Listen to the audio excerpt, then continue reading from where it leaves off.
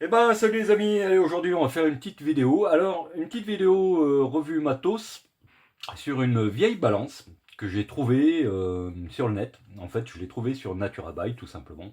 Je pensais pas trouver une balance comme ça. Elle est un peu particulière parce que après avoir fait pas mal de recherches sur le net, finalement, je l'ai trouvé nulle part ailleurs, quoi. J'ai pas trouvé d'archives sur Internet concernant cette balance. Donc on va la détailler, on va regarder. Alors pour l'instant, je donne pas la marque de la balance. Enfin, c'est une balance qui n'est plus fabriquée depuis très très longtemps. Je suppose, puisque j'ai pas trouvé d'archives concernant cette marque. Alors, je l'ai acheté sur Naturabuy. D'ailleurs, j'en profite au passage pour remercier Mangouste le retour, puisque c'est lui qui me l'a vendu. Et je le remercie de cette vente, parce que franchement, j'adore ce genre de matériel un petit peu ancien. Vous savez que je suis un peu collectionneur dans l'âme. Et celle-ci, franchement, elle m'a tapé dans l'œil. J'ai dit, tiens, c'est bizarre. Je voyais ce tambour gradué, là une maslotte qui était un peu différente, pas ce qu'on a l'habitude de voir d'habitude sur ce type de balance. Au premier abord, comme ça, j'avais cru, je me suis dit, tiens, ça ressemble bizarrement à des balances Oos. Donc, si vous connaissez la marque Oos, qui fait des balances de précision de tout type, mécanique, électronique, etc.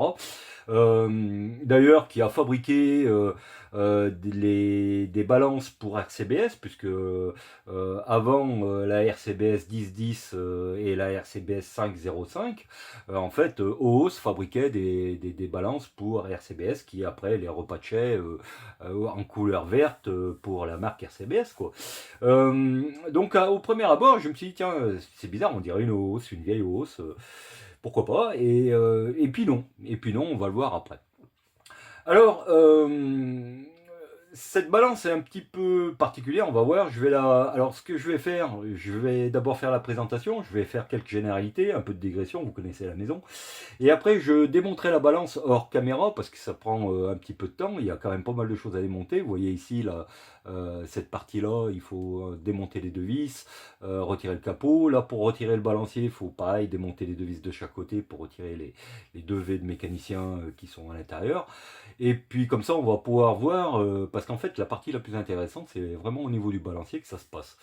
Après le reste, on va dire que c'est de la balance quasiment traditionnelle, quoi. Hein, ok. Euh, mais avant ça, je vais faire quelques digressions. Donc la vidéo sera en deux parties. Je vais d'abord faire une première partie qui va être sur les généralités, la balance, un petit peu je vais la détailler. Et puis après, il y aura une deuxième partie que vous pourrez aller voir si vous êtes vraiment intéressé, mais si ça vous intéresse pas plus que ça, voilà, c'est pas grave. J'ai voulu faire en deux parties parce que si je l'avais fait qu'en une seule partie, ça aurait été vraiment très long comme vidéo. Voilà. Et puis j'en discutais avec mon fils, qui est d'accord avec moi. Il me dit, ouais, tes vidéos sont un peu longues. Pourquoi tu les fais pas en deux parties? Tu fais une première partie, une deuxième partie. Voilà, tout simplement. Comme ça, les gens, si vraiment ça les intéresse, ils iront voir la deuxième partie. Si ça ne les intéresse pas, ils iront pas la voir, tout simplement. Voilà. Donc je le fais en deux parties. Alors, quelques digressions vite fait parce que je vais empiéter un petit peu sur la deuxième partie où on va pouvoir tester cette balance et puis voir un petit peu son potentiel de précision, de répétabilité et puis la rapidité de mise en œuvre. On verra tout ça dans la deuxième partie de la vidéo. Déjà, je vais faire un petit spoil. Elle est très bien, elle est vraiment sympa. Allez voir la deuxième partie, vous verrez, vous ne serez pas déçus, je pense. Hein. Voilà. Alors, on va parler un petit peu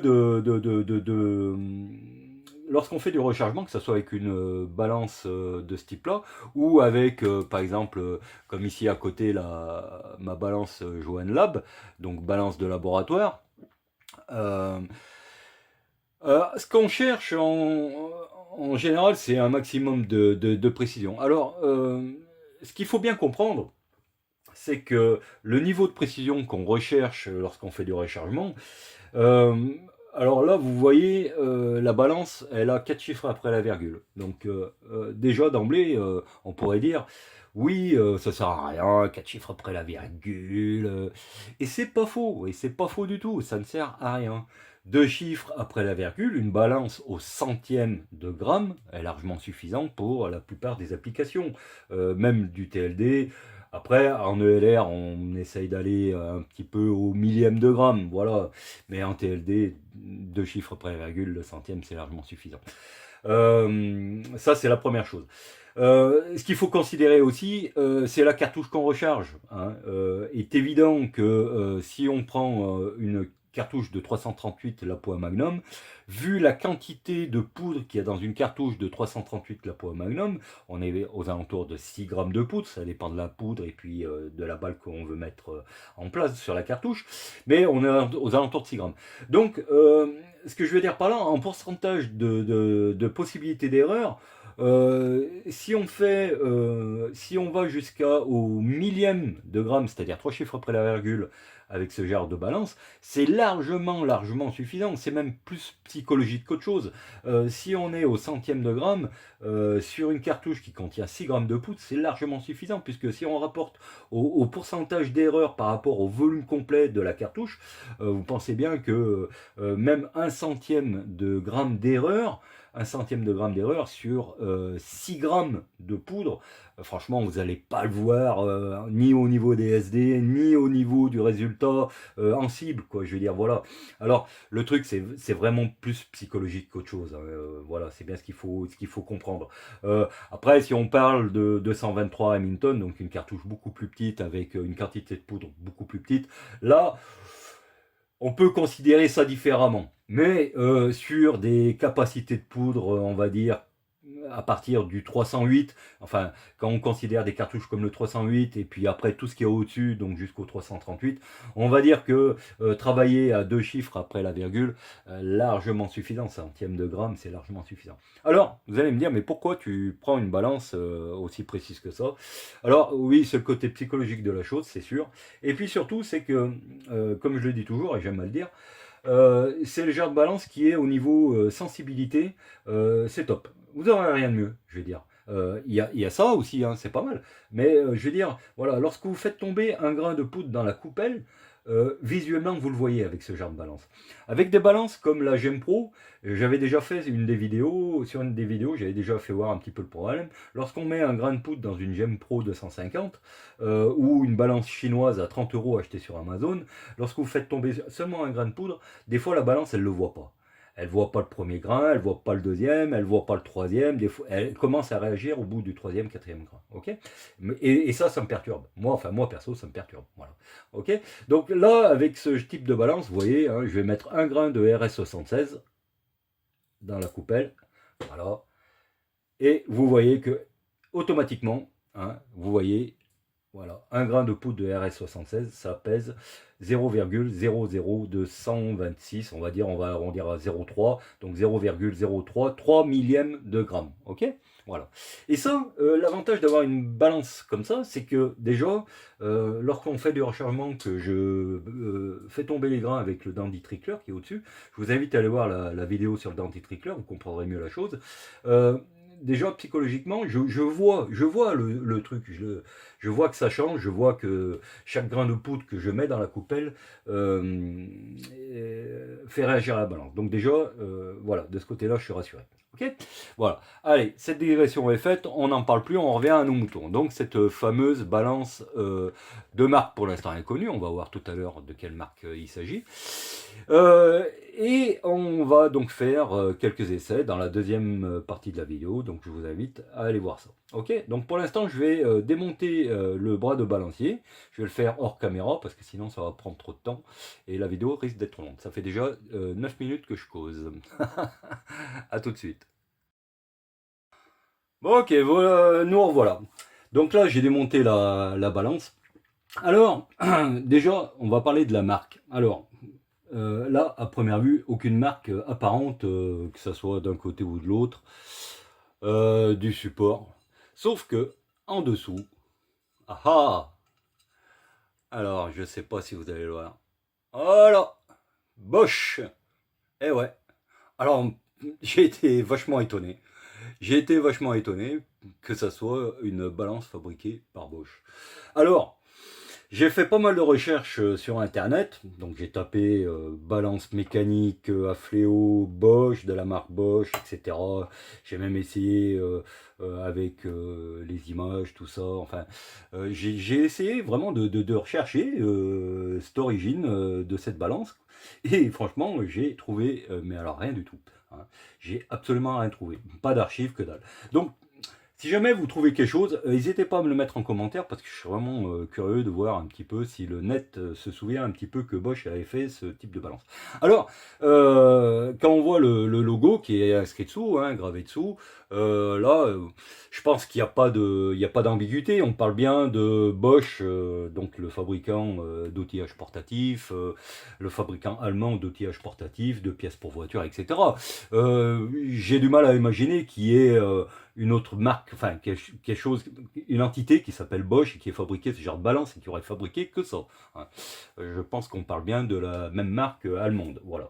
Donc je vais partir du postulat que c'est la marque, la firme Bosch, firme allemande Bosch qui a fabriqué cette machine. Donc dites-moi en commentaire si vous saviez, si vous saviez que cette balance avait été fabriquée par Bosch. Voilà. Alors, qu'est-ce qu'on peut dire un petit peu? Alors, on va détailler l'ensemble. Moi, ce qui m'a attiré tout de suite sur cette balance, en fait, ça se passe surtout au niveau du fléau, quoi. Voilà un petit peu, je vais vous le faire voir un petit peu de plus près. Regardez, voilà, je l'amène. Alors, je me mets en face de la caméra. Alors, moi, ce qui m'a surtout amusé et puis surtout surpris, c'est le système avec pour régler les grammes, enfin le poids de la balance. Regardez, ici, un petit bouton blanc sur lequel j'appuie. Alors, il y a tout un système de ressorts et de roues crantées à l'intérieur. Je ne sais pas si on va voir, si vous voyez, là, on voit un petit peu mieux.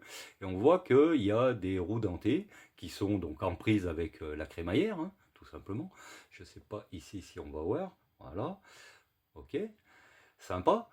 Et lorsque, évidemment, vous avez bien compris, vous vous doutez un petit peu de ce qui va se passer, lorsque je vais avancer le poids, voilà, regardez, là j'ai mis 1 gramme. 1 gramme. Là, je mets 2 grammes. Voilà. Et là, je peux vous dire que vous pouvez y aller, hein. Ça bouge pas, hein. C'est en place, hein. Donc là, c'est cranté, quoi. Je veux dire, hein, et si vous tirez comme une brutasse, ça va venir, hein. Mais là, franchement, c'est cranté. Si on va faire la comparaison tout à l'heure avec la balance RCBS, vous verrez que le système pour régler le poids sur la balance, bah, il n'est pas aussi stable, quoi, hein. Allez, et puis ensuite, bah voilà, hein, 3 grammes. Donc là, hop, je vais trop vite. Voilà, 3 grammes. Voilà, et ainsi de suite. Et lorsqu'on dépasse, voilà, tac, on arrive à 10 grammes. Et ainsi de suite.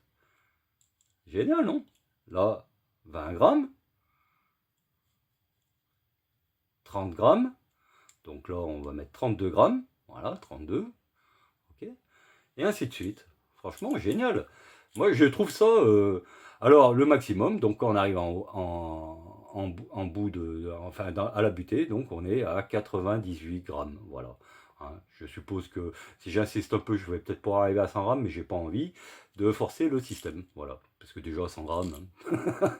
Si vous avez une cartouche, il vous faut mettre 100 grammes de poudre, vous n'êtes plus dans le tir sportif, vous êtes dans l'artillerie. Hein, voilà. Ok.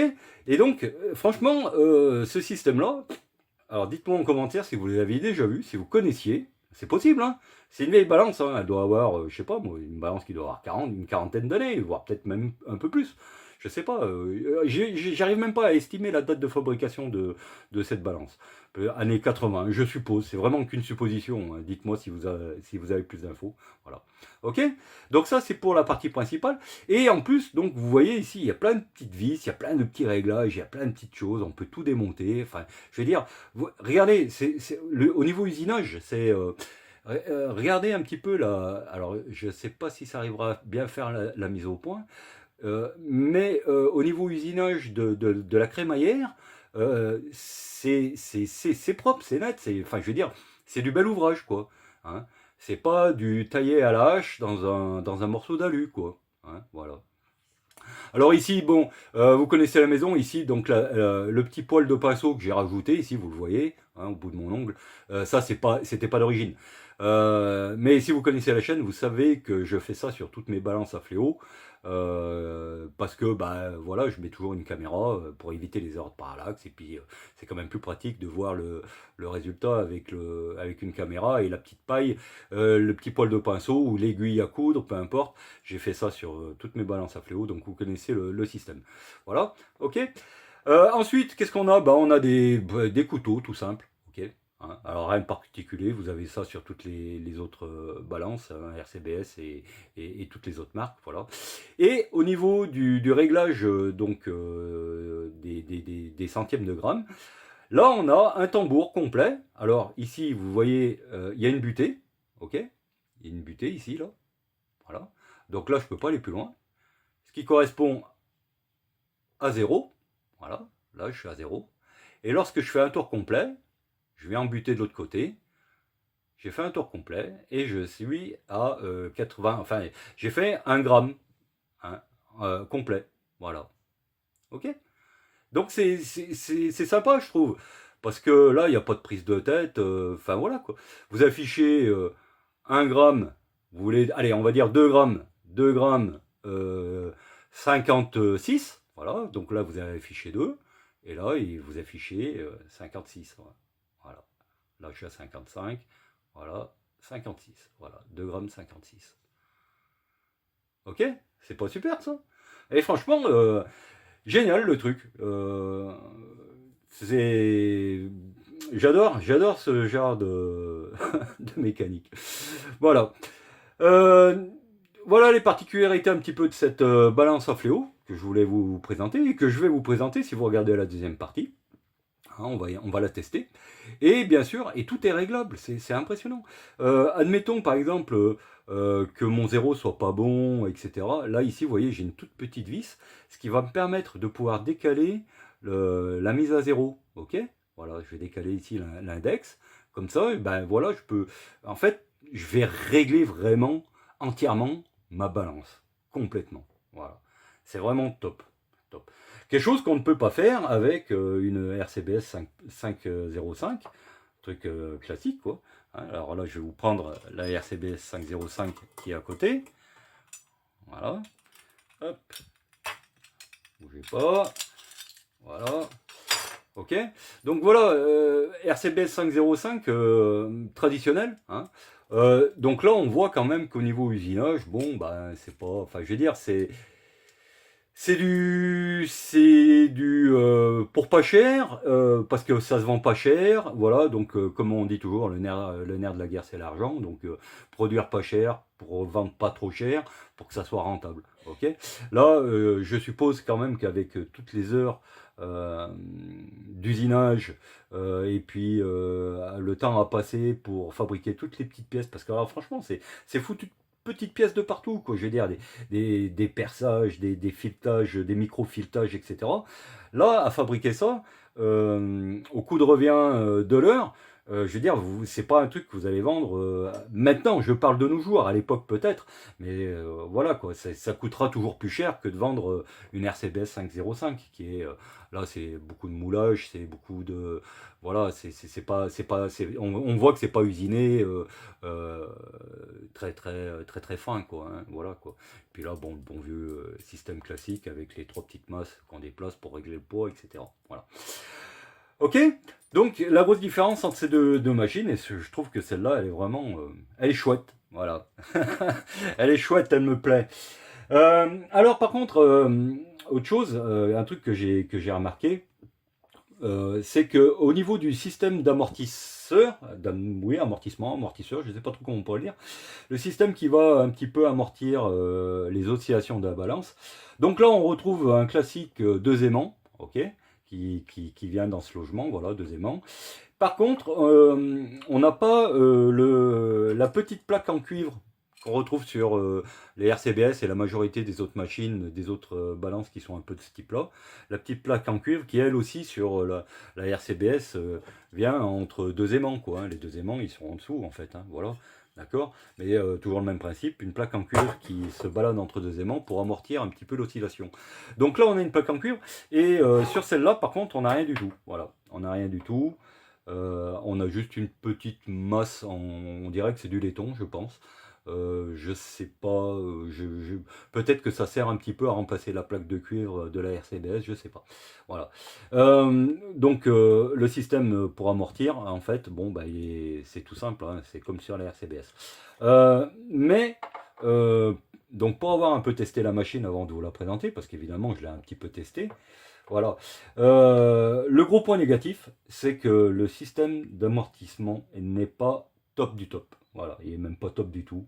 Ce que je veux dire par là, c'est que c'est une très très belle machine, c'est une très très belle pièce. Par contre, hein, il faut avoir le temps, quoi. Hein.